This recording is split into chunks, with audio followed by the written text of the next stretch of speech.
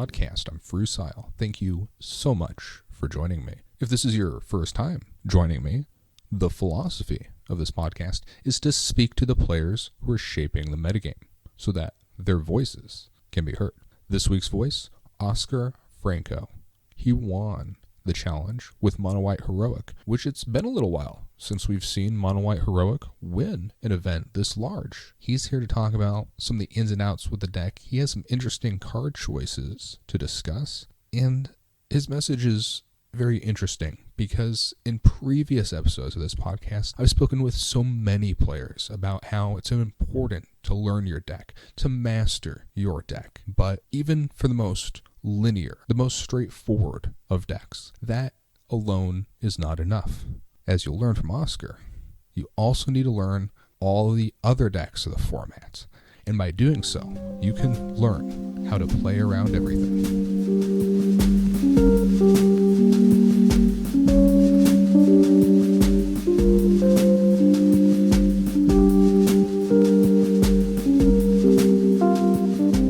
Before we talk about Magic, I actually would like to have you just tell us a little bit about yourself. Just who are you? What are you about? Okay, I'm Oscar. I'm from Spain. I have 19 years old. I used to play Magic since 3 or 4 years ago.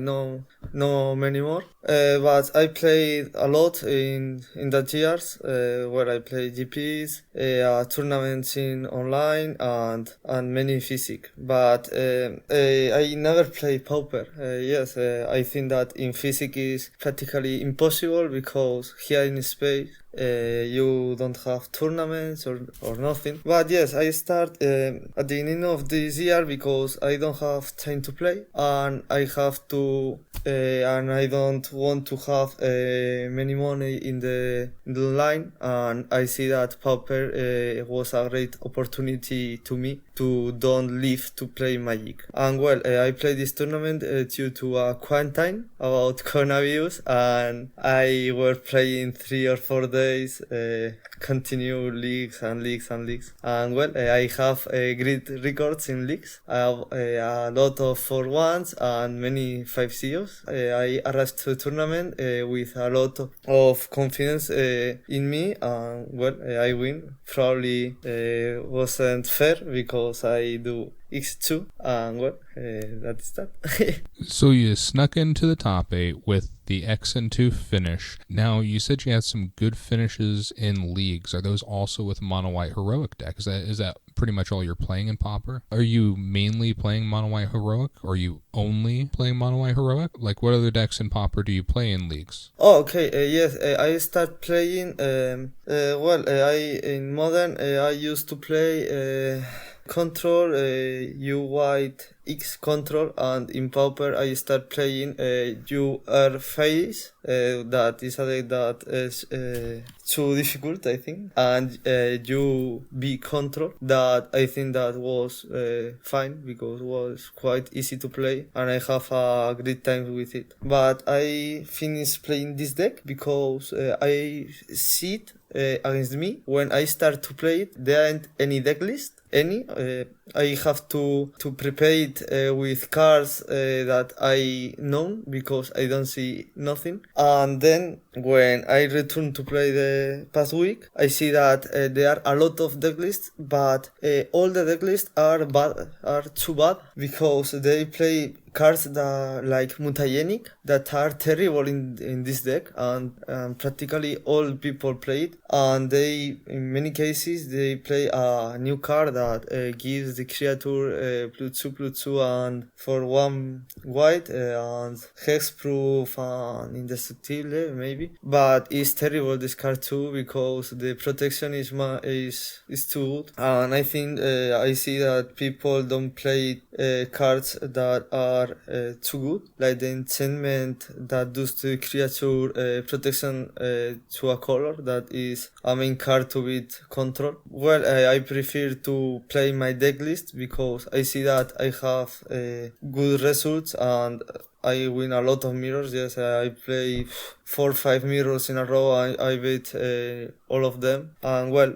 I see the results, the deck list, the metagame, and I think that the correct deck list is mine. Okay, it's obvious that I can change cards, but I think that the idea is good because no mutagenic, no Kumenza, I think that is called the instant of 1 white that gives hexproof. Yeah, I think it's Chimerita's or Chimetra's Blessing. Is that the name of it? Yes, it's a new card. It is a Chimeritra's Blessing. I was pronouncing it incorrectly. Yeah, or Karametra's. But at any rate, it's this. We're talking about this card now, and you also don't like mutagenic growth. So tell me about the manatides. How good were the manatides for you? Yes, manatides is a card that is a surprise card for me. Well, I think that now if you see my deck list, it's not surprise, but I use like a surprise, and for example, is free game game 1.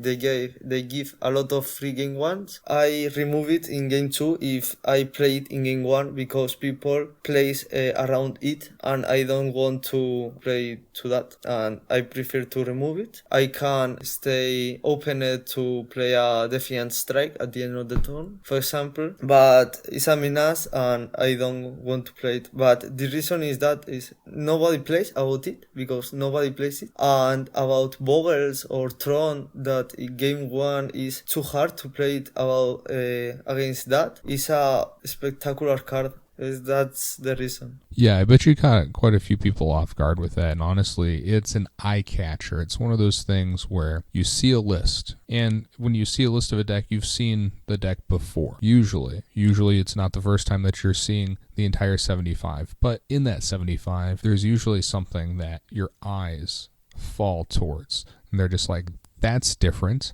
That's interesting. And in this case, it's the manatide. It's an eye catcher. Just looking at the deck list, it's like, well, that's sweet. I wonder how many people he got with manatide. So I was going to ask whether or not you take it out. So thank you for that note. That makes perfect sense to me. I'm guessing that there's probably maybe 1 or 2 matchups where you can just leave manatide in. Like, would you ever consider just leaving manatide in against like Burn and Bogles, decks that are only going to have like 2 or 3 lands? Okay, yes, against Born and Vogels is a great card. Against Born, I always left remain it in the deck because it's a K card, because I think that one player can play around it, and I think I win a lot of matches doing manatide to the CO3 that gives a damage. Wow. I forgot the name. Well, I think you know. I think that in this game is good, and in Vogels, title is great in game 1 or in game 2, even if the title I don't play it in game 1, but in game 2 in Vogels is good, but I used to remove it because I have a lot of cards of sideboard that I used to put, and I have to make an effort to play all of them, and Tite is one of the cards that I have to side out. Yeah, makes sense. Could you tell me about the Triclopian site? How good really is Triclopian site? Yes, I think Triclopian is probably if I have to remake the deck list, probably Triclopian was the card that I removed of the deck. Yes, I put it at the beginning because the meta was much more aggro than now, because now there are a lot of control and artists where Tricopian don't have any sense. At the beginning, when I start, I don't want to touch things, but there are a lot of Stompy, for example, where Tricopian was a card that is fantastic because it's a surprise and it's a good paying Stompy, but you can suffer, and Tricopian should solve your matches in this game. But probably if I have to make a list again, Tricopian were the 4 enchantment that gives protection against a color, because this enchantment is clue to beat control. For example, the start CO4 and turn 2 the enchantment protection blue is the match against blue-red. And I think my final conclusion is that in the next tournament, probably I wear the 4 enchantment that gives protection against a color, and not the Trick of Tian. Yeah, that makes sense as you explain it. Could you tell me about the matchups for this deck? What decks do you want to play against, and what decks don't you want to play against? Okay, my best pain as far is Affinity. I think where I have at the beginning I have a paper with the pains, but I lose the count when I beat 20 times Affinity, and Affinity doesn't beat me never. It's a pain that I always win. I have to say that the match I play against Affinity in the tournament is the match, it was in round 5, and is the match I more suffer never. But I win it at the end, but it's a pain that you always win. If you have a good hand, bad hand is the same, because your cards are much better, your creatures are bigger, you have vigilance, in the second and third game you have lifelink. Simply he can't do nothing, and the poor pair is a pain that you can't win practically, is Boyos aggro, because have a lot of bolts and have cards like the enchantments Oblivion Ring and Journey of Nowhere, and these enchantments are too hard because you can't protect your creatures against white, because your creatures loses all the enchantments. And this deck at addition, this deck plays a lot of creatures that fly. This creature flies and stop your creature that flies, and well, this pain is terrible. I always... Sorry to interrupt, I was just going to add, they also have 4 main deck Prismatic Strands. Yes, the Prismatic Strand is terrible too, because they have two fox, and he is attacking with the tokens or with the hawks. Yes, it's a pain where you can't do nothing. For example, Tron is... I at the beginning I think that was bad, but I see that I ran too fast and probably it's a equilibrated pain, but Boros is impossible to do nothing. I always lose it. Yeah, I've played a little bit of Boros Bully, and I would agree with that assessment. I think Mono White Heroic doesn't stand up very well against it. Traditionally, it doesn't fare well against Blue Black Delver either, having access to Snuff Out. And so I'm actually just on the other side of this, because I've not really played Mono White Heroic, but I've played against it a lot. So it's interesting when you say stuff like mutagenic growth is bad, and I can see sort of where you're coming from. It's not making your worst matchups any better. So yeah, I've just been on the other side of the Pauper matchups. Is the sideboard something that you're happy with? Because you mentioned you might change the Triclopian sight moving forward. But what about the sideboard? Sideboard worked for you. You won the tournament. But is there anything that you would change in the sideboard moving forward? Well, I think that the sideboard is the thing that makes me win the tournament, because well, for example, against Warriors I don't have nothing or few cards, but other pains like Mirror, for example, you start to side or Boggers, that is a matchup that the first game you always lose it due to the enchantment that gives +2/+2 for each enchantment in the battlefield. You always lose it, but you have great cards in the sideboard, like in this case the 3 creatures that broke enchantment, 1 enchantment for turn, and you have 3 lifelinks against Burn. Yes, of course, I think that I can change things of the sideboard, but it works too good. For example, the standard bidders works in pains like blue-red or blue-black, like Spellkeepers in Modern, and it was great because they give me a lot of time. And well, I think that about the sideboard, I don't have any... Well, it's possible that, yes, one change I can do, because the good shots are fantastic against blue-red and against decks like elves, but I put 2 cards that are Holy Light, because I think in decks like herbs or something like that. Boggers, yes, against boggers I put them, but it's a bit optimistic to think that it's going to be effective, this card. And well, Holy Light was a bit disappointing card because I think that it's going to be fantastic, but I see that it's a card that I don't use to side. But if the question is if I should remove it, I have doubts because I don't know what card I should put instead of that. But this is the card that less work this weekend. Well, it's definitely hard to argue with the results. So what advice would you have for anyone who is looking to play this deck that has not played this deck before? Generally, when a deck wins a tournament, some players are going to pick up the deck and start playing it. What advice do you have to them? It's too important to play around in the great part of pains to play with the head of the other.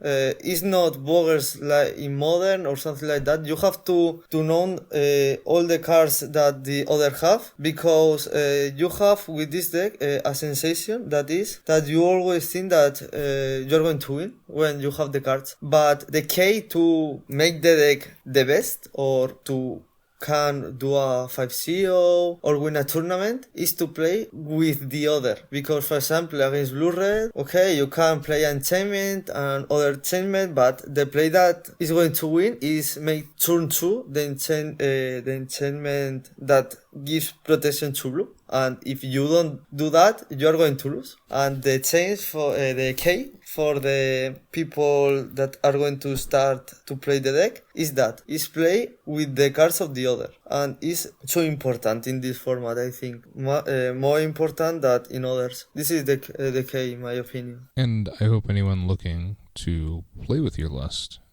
does take that advice to heart. Can you walk us through the tournament? What did you play against that day? Okay, I play against two Stompies that I beat him too easy, I think. Secret Devil, yes. Then I played against one Affinity that I beat it with difficulties. Then I lose against one Tron that yes, I think that I can do something more because one game I lose it due to not to draw the second land in many turns. I lose it too against the Boyos that I don't have nothing to do. I beat a blue-red face that is it's a hard matchup, but I do the play with the enchantment, and when you give protection blue, the game finishes if it's with the CO4. And last, I think, red deck. That the first game I win running more than him. That is something that surprised me. And with a manatide to the creature, that was too important. And then with a lifelink, that is a key card in this game. Have the lifelink because the game finishes. And well, in the top, I suffered in quarterfinals against Mono Blue Face. That is a great deck. I suffered a lot. I achieved the win, 1 hour of match, I think. And then the semifinals was against Otherburn. I'm not lying if I say that the match took 2 minutes or 3 minutes. Was amazing. With a live link and with a seeker, he can't do nothing. The deck was powerful against Burn. And the final against Blue Black, that I win the first game due to a manatide to a brainstorm with the play that play Delver and with the ability in the stack playing brainstorm. I play manatide. He can't flip the Delver. He don't have the second land and I win. And the second game I win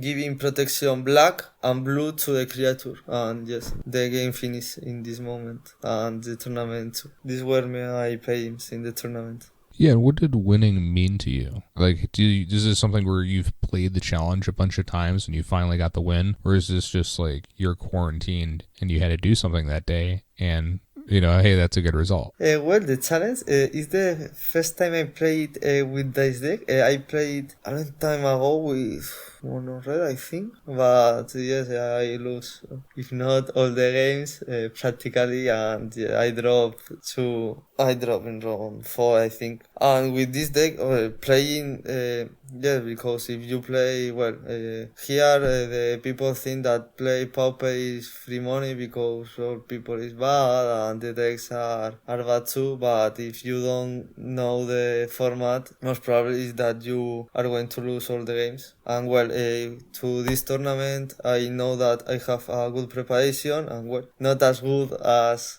the final result probably, but okay, it's fine. No more challenges I play about these two, no. Okay. You mentioned that you're not able to play paper Pauper in Spain. That's not really something that happens. Would you ever consider traveling to Italy? Because apparently they get a couple hundred people to play these big Pauper events. Have you heard of it? Have you heard about that? Have you heard about Paupergeddon? That you are saying that 100 people playing Pauper is science fiction in Europe unless, because it's a format that nobody wants to play, that is the cancer of magic and things like that here.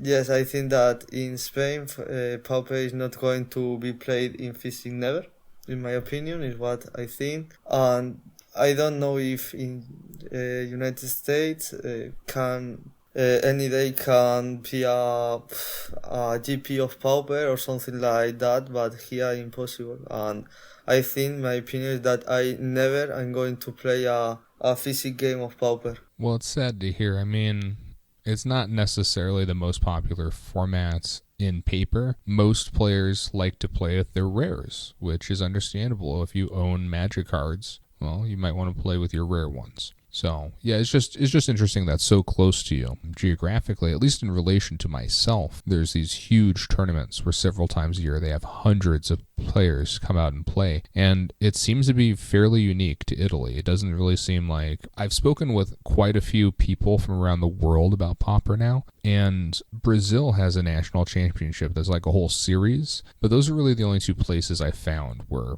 Pauper has really become a larger part of the Magic community and has a culture of its own. So, sad to hear that in Spain it's nothing like that, but that has pretty much been true for most of the other guests in Europe. There's really not a big Pauper scene most European countries. Would you like to share with us your play of the day? What was the best play, the sweetest play that you made in the tournament? The one that stood out to you, the one that you remembered?